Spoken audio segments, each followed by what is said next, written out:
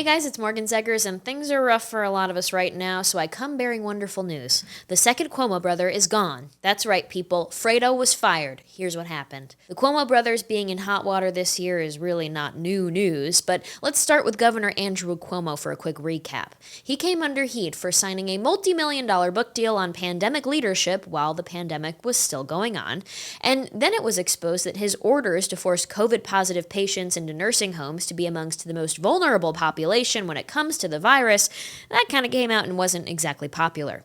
This order led to tens of thousands of people dying at least, and even worse, the news eventually came out that he was working with his staffers to prevent the numbers of deaths from reaching the public. Disgusting. But what was the downfall that finally led to him getting booted from office?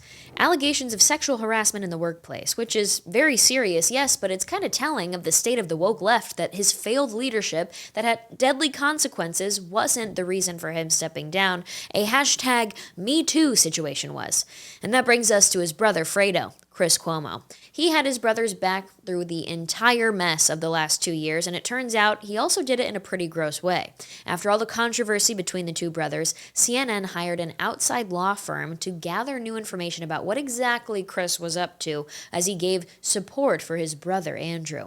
At first, Chris had tried to explain that he was only being a brother and supporting Andrew through a hard time, claiming, quote, "I'm not an advisor, I wasn't in control of anything." But this law firm hired by CNN found out that that was not the case. Chris was advising his brother's staff on what to do and say in the wake of the stories breaking, and that breaks CNN's rules regarding the relationship between them as the press and politicians with serious power. So last Saturday, CNN announced that they've officially terminated Cuomo, effective immediately. But here's the latest on this. It turns out right before they fired Cuomo, CNN learned about a new sexual misconduct allegation made against him.